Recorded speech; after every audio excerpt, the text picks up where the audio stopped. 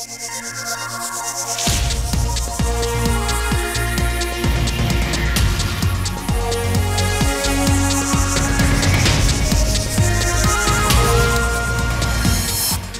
স্টাফদের কর্মবিরতি প্রত্যাহার, ট্রেন চলাচল শুরু। শিডিউল বিপর্যয় কাটতে সময় লাগবে জানালেন স্টেশন মাস্টাররা।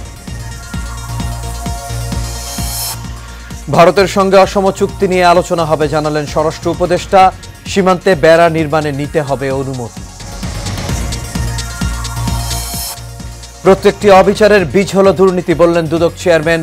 ন্যায় বিচার ভিত্তিক সমাজ প্রতিষ্ঠার আহ্বান। এবং বরিশালে পরিবহন শ্রমিকদের ধর্মঘট প্রত্যাহার, বাস চলাচল শুরু। খুলনার ট্যাঙ্ক লরি শ্রমিকদের ধর্মঘট স্থগিত।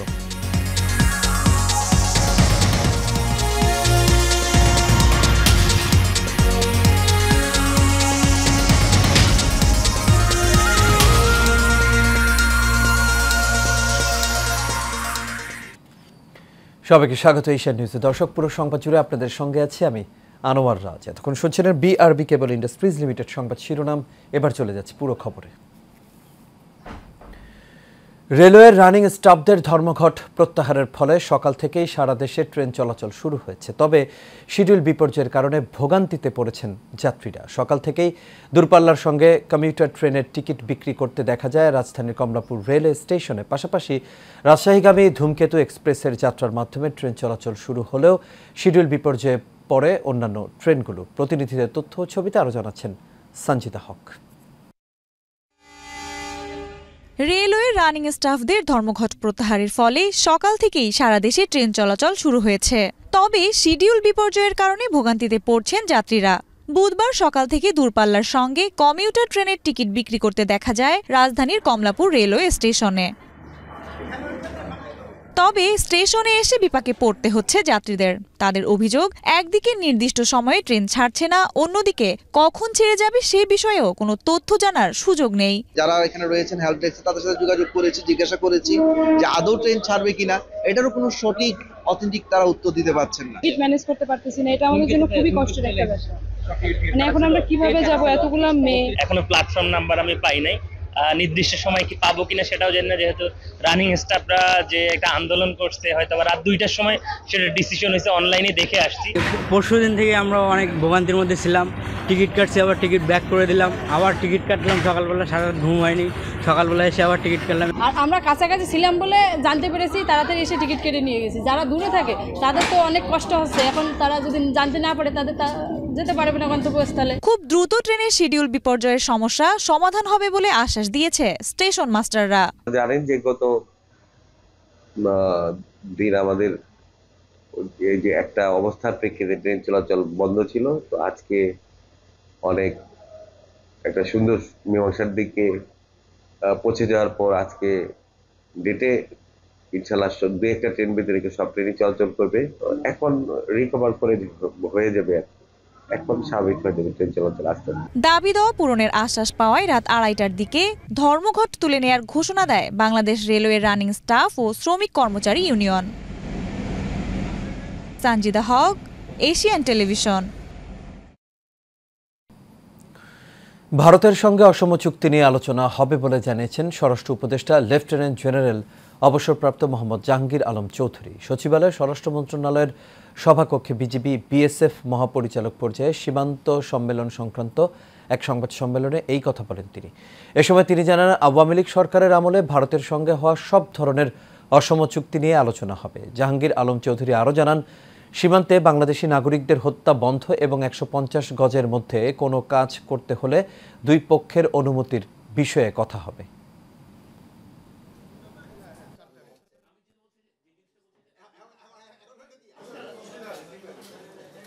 এই ভারতীয় নাগরিক এবং ভারতীয় দুষ্কারী কর্তৃক সীমান্ত হত্যা ও সীমান্ত নিরস্ত বাংলাদেশি নাগরিকদের উপর গুলি চালান, আহত বন্ধ করা।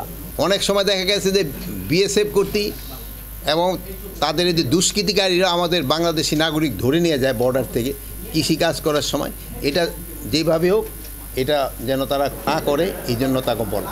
নূতনত্বটা হলো ওটা যে আগে যেভাবে কথাটা বলতো, এইভাবে কথার টোনটা আলাদা হবে। দুর্নীতি দমন কমিশনের চেয়ারম্যান ডক্টর আব্দুল মোমেন বলেছেন, 5 আগস্ট সহ বিভিন্ন আন্দোলনের মূল কারণ অবিচার লালন করা। প্রত্যেকটি অবিচারের বীজ হচ্ছে দুর্নীতি। সকালে কুমিল্লা জেলা শিল্পকলা একাডেমিতে আয়োজিত দুর্নীতি দমন কমিশনের গণশুনানিতে প্রধান অতিথির বক্তব্যে এসব কথা জানান তিনি। এ সময় তিনি আরও বলেন, ন্যায় বিচার ভিত্তিক সমাজ প্রতিষ্ঠা করতে প্রয়োজন দুর্নীতি প্রতিরোধ এবং দুর্নীতি প্রতিরোধের সদিচ্ছা। দুর্নীতি দমন কমিশনে যারা কাজ করছে তারা দুর্নীতিগ্রস্ত কিনা সেই বিষয়টি সবাইকে খেয়াল রাখার আহ্বান জানিয়ে দুদক চেয়ারম্যান জানান, যারা সেবাদাতা তারা যদি ক্ষমতা অপব্যবহার না করে, ক্ষমতাকে দায়িত্ব মনে করে, তাহলে ন্যায়ভিত্তিক সমাজ প্রতিষ্ঠা করা যাবে।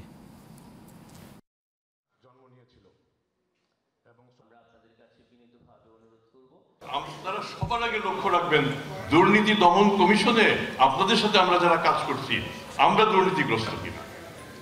এটা যদি নিশ্চিত করতে পারেন যে না, এই দপ্তরে যারা কাজ করছেন, বিশেষ করে আপনাদের সাথে যারা আছেন, তারা দুর্নীতি করছেন না, তাহলেও মনে করবেন যে বেশ খানিকটা অগ্রগতি হয়েছে।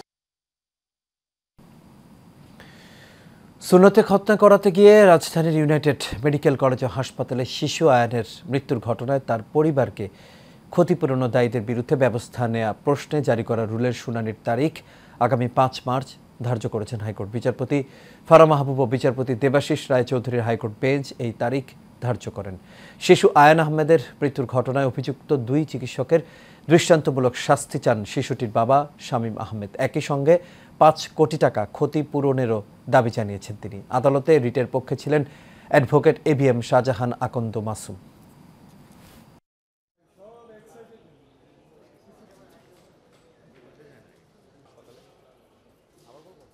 বাংলাদেশের সব বিভাগের কম বেশি বিচার হলেও এখন পর্যন্ত চিকিৎসা ক্ষেত্রে অবহেলাজনিত কোনো বিচার বাংলাদেশে হয়নি।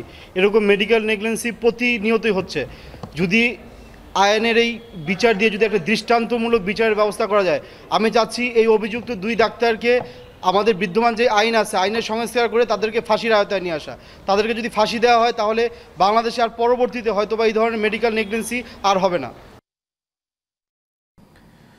বরিশালে বাস শ্রমিকদের ধর্মঘট প্রত্যাহার করা হয়েছে। এতে আবারও বাস চলাচল শুরু হয়েছে। এর আগে নিরাপত্তা নিশ্চিতের দাবিতে রূপাতলী বাস টার্মিনাল থেকে 15টি রুটে বাস চলাচল বন্ধ করে দেয় পরিবহন শ্রমিকরা। মঙ্গলবার বিকেলে রূপাতলী এলাকায় একটি অপ্রীতিকর ঘটনাকে কেন্দ্র করে বাস ভাঙচুরের ঘটনা ঘটে। শ্রমিকদের দাবি, বাস ভাঙচুরের সময় শ্রমিকদের মারধর করা হয়েছে। তারা নিরাপত্তা নিশ্চিত করার দাবি জানিয়ে ধর্মঘট শুরু করেন। এদিকে ভোলায় বাস ও সিএনজি শ্রমিকদের সংঘর্ষের ঘটনায় অনির্দিষ্টকালের জন্য বাস চলাচল বন্ধ রয়েছে।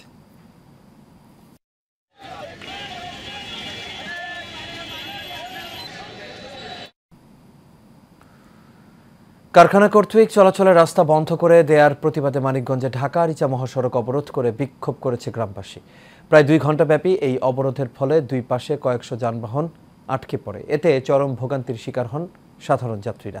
সাটুরিয়া উপজেলার গোলরা এলাকায় কয়েকশো নারী পুরুষ বেলা 12টার দিকে এই অবরোধ করেন। আন্দোলনকারীরা জানান, গোলরা এলাকায় গ্রামবাসীর যাতায়াতের একটি পুরনো রাস্তা বন্ধ করে দিয়েছে 2টি কারখানা।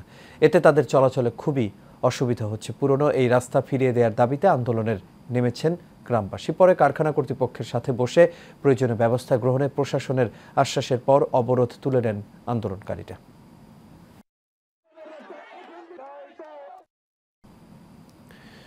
প্রশাসনের আশ্বাসে অবশেষে কর্মবিরতি স্থগিত করেছে খুলনা বিভাগীয় ট্যাঙ্ক লরি শ্রমিক ইউনিয়ন। সকাল 8টায় পদ্মা, মেঘনা ও যমুনা অয়েল ডিপো থেকে তেল উত্তোলন ও 16 জেলায় তেল সরবরাহ শুরু হয়েছে।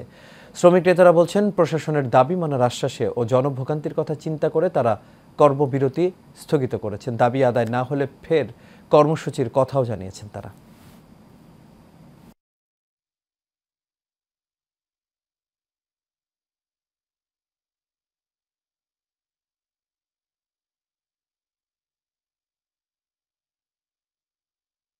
বিগত 3 দিন ধরে এনে বসা ছিলাম, আমাকে সেক্রেটারি আলিয়াদ্দিন বাইরে ধরে নিয়ে গেছে তার মিথ্যা মামলার জন্য। তবে আজকে সকাল থেকে গাড়ি লোড শুরু হয়ে গেছে, অরিজিনাল লোড শুরু হয়েছে, কিছু গাড়ি বেরোও গেছে। প্রশাসনের পক্ষ থেকে আশ্বাস পাইছি, আপাতত আমরা আমাদের এই কর্মসূচিটা স্থগিত করছি। ক্ষমতাচ্যুত প্রধানমন্ত্রী শেখ হাসিনা জুলাই আগস্টের গণঅভ্যুত্থানের সময় সরাসরি গুম ও হত্যার নির্দেশ দিয়েছিলেন এমন অভিযোগ পেয়েছে আন্তর্জাতিক মানবাধিকার সংগঠন হিউম্যান রাইটস ওয়াচ। মঙ্গলবার সন্ধ্যায় প্রধান উপদেষ্টা ডক্টর মোহাম্মদ ইউনূসের সাথে দেখা করে এই সংক্রান্ত একটি প্রতিবেদন জমা দিয়েছে সংস্থাটির এশিয়া অঞ্চলের পরিচালক ইলেইন পিয়ারসনের নেতৃত্বাধীন একটি প্রতিনিধি দল। প্রধান উপদেষ্টার প্রেস উইং এর পাঠানো এক সংবাদ বিজ্ঞপ্তিতে রিপোর্ট সম্পর্কে সংক্ষিপ্ত তথ্য জানানো হয়। এতে বলা হয়, জুলাই আগস্টের আন্দোলনে গুম হত্যার জন্য সরাসরি নির্দেশ দিয়েছিলেন দেশ ত্যাগ করা সাবেক প্রধানমন্ত্রী শেখ হাসিনা। প্রতিবেদনে উল্লেখ করা হয়েছে, জোরপূর্বক গুমে জড়িত কর্মকর্তারা হিউম্যান রাইটস ওয়াচকে জানিয়েছেন শেখ হাসিনা বা ঊর্ধ্বতন সরকারি কর্মকর্তারা গোপন বন্দিশালা সম্পর্কে জানতেন এবং কিছু কিছু ক্ষেত্রে শেখ হাসিনা সরাসরি গুম ও হত্যার নির্দেশ দিয়েছেন।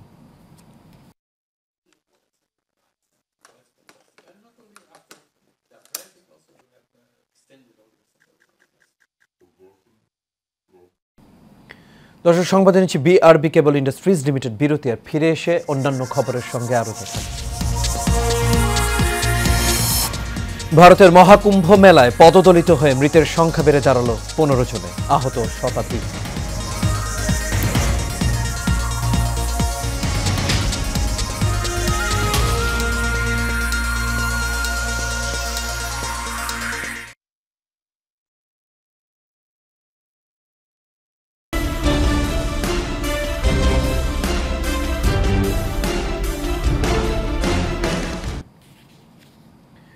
হবিগঞ্জের বানিয়াচং উপজেলার বড়োয়ান বিল ও নবীগঞ্জ উপজেলার বিজনা নদীতে আয়োজন করা হয়েছে গ্রাম বাংলার ঐতিহ্যবাহী পোলোবাইচ উৎসব। এতে অংশ নেয় হাজারো শৌখিন মাছ শিকারী। তারা বলছেন, নিষিদ্ধ চায়না জাল ব্যবহারের পাশাপাশি বিল আর জলাশয়ের আয়তন কমে যাওয়ায় মিলছে না কাঙ্ক্ষিত মাছ। প্রতিনিধি SM সুরজালি তথ্য ছবিতে আরও জানাচ্ছেন রাশেদ আকুন।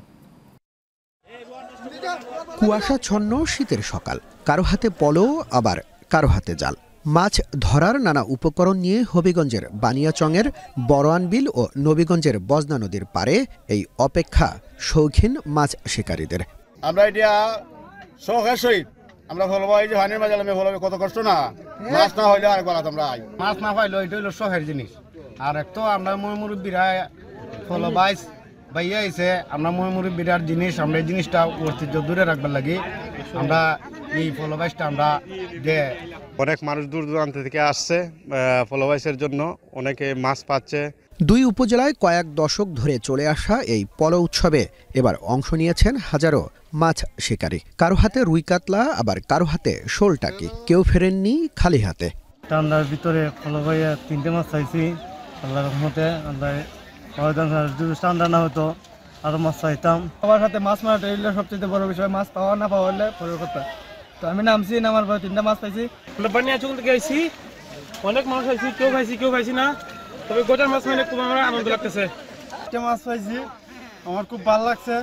ইনশাআল্লাহ আগামীতে আবার আমি এগুলো ফলো নিয়ে আইমু।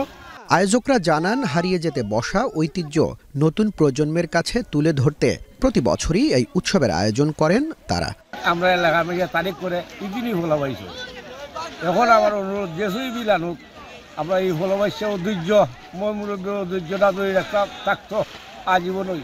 কত বড় মিল ফলো পাওয়া যায়, আমরা এই দরকার। বিল ও জলাশয়ে বিষ প্রয়োগে মা মাছ নিধন বন্ধের পাশাপাশি সরকারি বেসরকারি উদ্যোগে খালবিল খননের দাবি মাছ শিকারীদের। Rashed Akun, Asian television.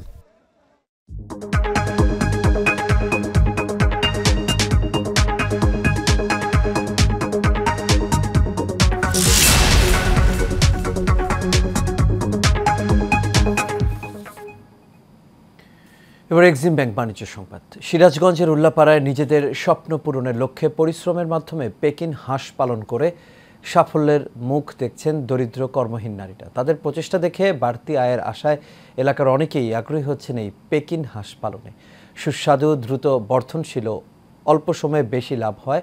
বাণিজ্যিকভাবে পেকিন হাঁস পালনে আগ্রহ বেড়েছে খামারিদের মাঝে। শফিকাল কামালের তথ্যচিত্রে বিস্তারিত জানাচ্ছেন শেখ ফাহিম। সিরাজগঞ্জের উল্লাপাড়ায় পেকিন হাঁস পালনের চাহিদা দিন দিন বেড়েই চলছে, কারণ এতে অল্প সময়ে খামারিরা বেশি লাভবান হচ্ছেন। অন্যদিকে রোগবালাই কম বলে ঝুঁকি কম এবং অ্যান্টিবায়োটিক ব্যবহার করা হয় না বলে এই হাঁসের মাংস নিরাপদ ও স্বাস্থ্যসম্মত। একটি পেকিং হাঁস 2 থেকে 2.5 মাস লালন পালন করলে এর ওজন হয় 2.5 থেকে 4 কেজি, যার বাজার মূল্য প্রায় 1000 থেকে 1600 টাকা পর্যন্ত। আমি পিপিটির থেকে প্রশিক্ষণ পাইয়া পিকিন জাতীয় হাঁস নিয়ে উন্নতি করছি আর কি। আমি লেখাপড়ার পাশাপাশি আমার মায়ের সাথে অনেক সহযোগিতা করছি, তো এখন আমার পরিবার নিয়ে অনেক ভালো আছে। পিপিটির থেকে পেকিন হাঁস নিয়ে পালন করে এখন ভালো আছি। প্রশিক্ষণ দিয়ে হাঁস পালন করতেছি, হাঁস পালন করে আমরা অনেক উন্নতি করেছি। পিপিডি থেকে আমরা খামারিদেরকে পেকিং জাতের হাঁস পালনের উপরে প্রশিক্ষণ দিচ্ছি এবং এই প্রশিক্ষণের মাধ্যমে তারা দিন দিন এই হাঁস পালনের উপরে আরো আগ্রহী হয়ে উঠছে।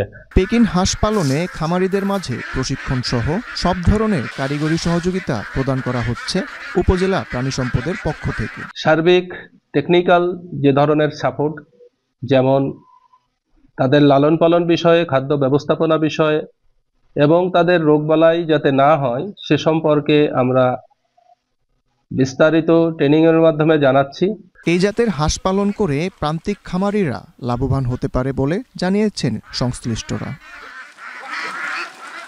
Sheikh Fahim, Asian television. BNP chairperson Begum Khaleda জিয়ার রোগ মুক্তি কামনায় উপহার সামগ্রীর বিতরণ ও দোয়া মাহফিল অনুষ্ঠিত হয়েছে। এতে উত্তরা পশ্চিম থানার সাবেক যুগ্ম আহ্বায়ক কামাল পাশার সভাপতিত্বে প্রধান অতিথি হিসেবে উপস্থিত ছিলেন ঢাকা মহানগর উত্তর বিএনপির যুগ্ম আহ্বায়ক মোহাম্মদ আফাজ উদ্দিন আফাজ। প্রধান বক্তা হিসেবে আরও উপস্থিত ছিলেন ঢাকা মহানগর উত্তর বিএনপির সাবেক সদস্য আলাউদ্দিন সরকার টিপু। বিশেষ অতিথি ছিলেন দক্ষিণ খান থানা বিএনপির ভারপ্রাপ্ত আহ্বায়ক মোহাম্মদ হেলাল তালুকদার সহ আরও অনেকে।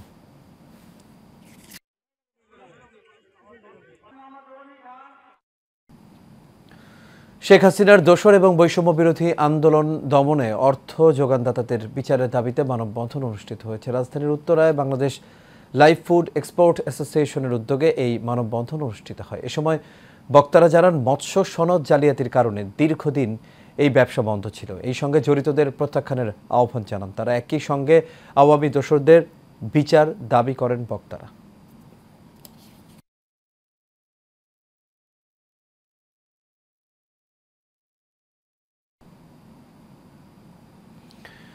অনুষ্ঠিত হয়েছে 174 ঢাকা 1 এবং 175 ঢাকা 2 সংসদীয় আসন পুনর্বহালের দাবিতে দোহার নবাবগঞ্জ নাগরিক সমাজের মতো বিনিময় সভা।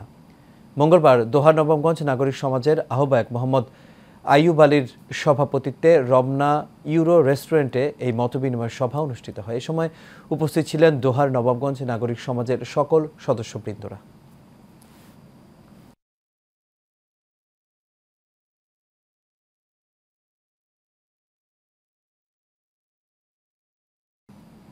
আর এর সাথে শেষ করবে এশিয়ান নিউজ। তবে যাবার আগে বিআরবি কেবল ইন্ডাস্ট্রিজ লিমিটেড সংবাদ শিরোনামগুলো দেখে নেব দর্শক আরও একবার।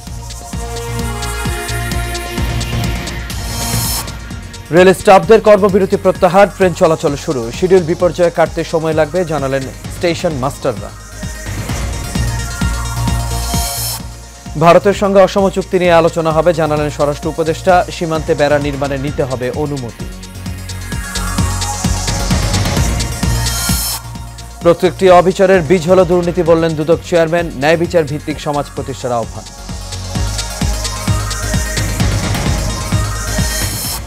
এবং বরিশালে পরিবহন শ্রমিকদের ধর্মঘট প্রত্যাহার, বাস চলাচল শুরু। খুলনার ট্যাঙ্ক লরি শ্রমিকদের ধর্মঘট স্থগিত।